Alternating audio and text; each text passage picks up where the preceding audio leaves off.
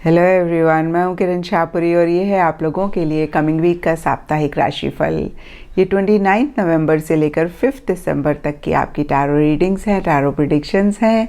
और सबसे पहले, अगर अभी तक आपने इस चैनल को नहीं सब्सक्राइब किया तो प्लीज़ लाइक, शेयर और सब्सक्राइब करें।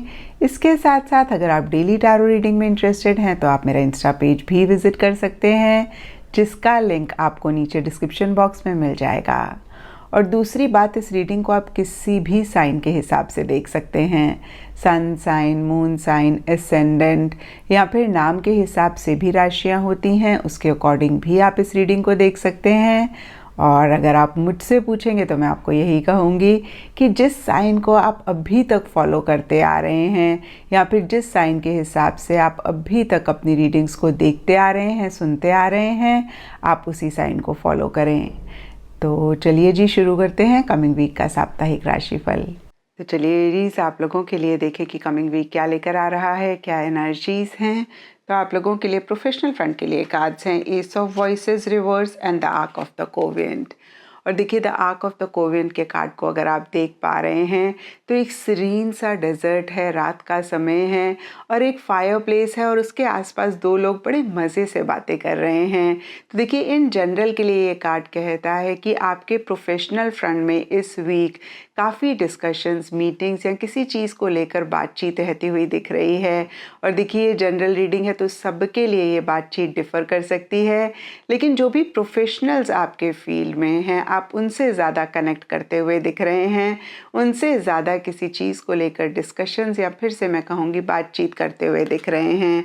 और देखिए, ये कार्ड किसी कॉन्ट्रैक्ट के साइन करने की भी बात करता है, लीगल फॉर्मेलिटीज़, लीगल डीलिंग्स की भी बात करता है।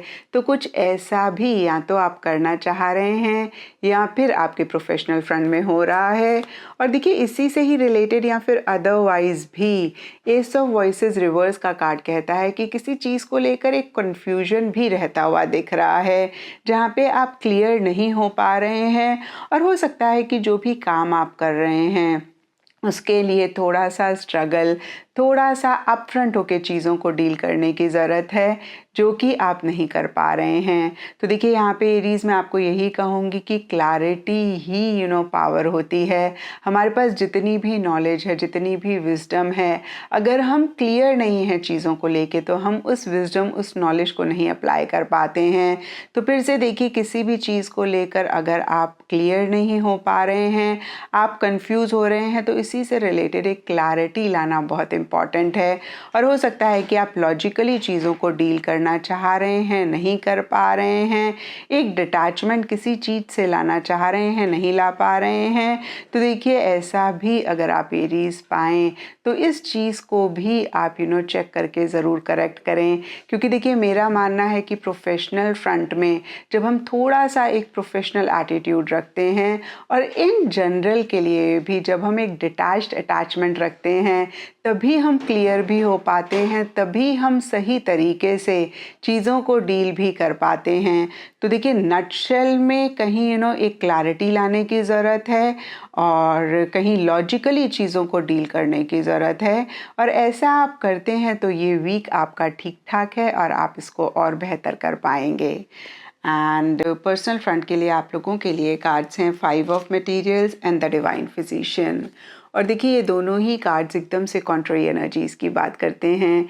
जहाँ सरफेस लेवल के लिए 5 ऑफ मटेरियल्स का कार्ड कुछ इश्यूज़, कुछ मसले होने की बात करता है, वही डीपर लेवल के लिए डिवाइन फिजिशियन के कार्ड को अगर हम लिटरली देखें तो यूनिवर्स की तरफ से एंजल्स का एक सपोर्ट होने की बात करता है, किसी मसीहा का साथ होने की बात करता है।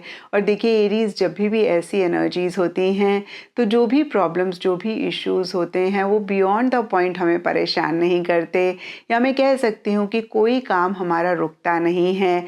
जहाँ कोई परेशानी आती है वहीं झट से हल भी हो जाती है।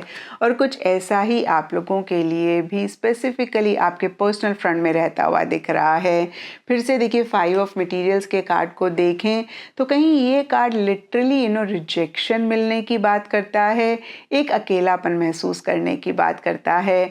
और देखिए इस चीज़ को सुन के आप परेशान ना हो एरीज, क्योंकि ये वीकली रीडिंग है। वीकली रीडिंग में बहुत बड़ी चीज़ें नहीं होती हैं, छोटे मोटे से मसले हमें बॉदर करते हैं, इक्का दुक्का लोगों की बात अलग है। और फिर से देखिए कुछ एरीज के लिए हो सकता है कि आपको ऐसा लग रहा है कि आपके लव्ड वंस उतना अफेक्शन, उतना अटेंशन आपको नहीं दे रहे हैं। कुछ एरीज के लिए हो सकता है कि किसी से आपने एक सपोर्टिव, एक कोऑपरेटिव एनर्जीज की उम्मीद करी थी और कहीं वो इस वीक आपको नहीं मिल रहा है। कुछ लोगों के लिए हो सकता है कि कोई ग्रुप को आप बिलोंग करते थे और कहीं वो लोग आपको इग्नोर कर रहे हैं। और देखिए ये मटीरियल्स का कार्ड है, तो मटीरियलिस्टिक टैंजिबल चीज़ों से रिलेटेड भी कुछ इश्यूज़ या फिर कोई डिस्कम्फर्ट इस वीक रहता हुआ दिख रहा है। पैसे, फाइनेंसेस से रिलेटेड भी कुछ इश्यूज़ रहते हुए दिख रहे हैं। हो सकता है कि आप कोई चीज़ खरीदना चाहते हैं, कोई खर्चा करना चाहते हैं और उससे रिलेटेड अगेन मैं कहूँगी कि पैसे थोड़े से कम पड़ रहे हैं, या फिर आपका खर्चा ज़्यादा हो रहा है, या फिर कहीं से पेमेंट आनी थी वो डिले हो रही है। तो देखिए जनरल रीडिंग है, नटशेल में पैसे, फाइनेंसेस, टैंजिबल मटेरियलिस्टिक चीज़ों से रिलेटेड कुछ इशू, कुछ मसला रह सकता है सरफेस लेवल पे। कहीं एक रिजेक्शन, एक अकेलापन आप महसूस करते हुए दिख रहे हैं। और फिर से मैं कहूँगी देखिए सरफेस लेवल पे जो भी हो, डीपर लेवल के लिए डिवाइन फिजिशियन का कार्ड कह रहा है कि एंजल्स आपको सपोर्ट कर रहे हैं। यूनिवर्स की तरफ से किसी मसीहे का आपके लिए साथ भी इस वीक रहता हुआ दिख रहा है।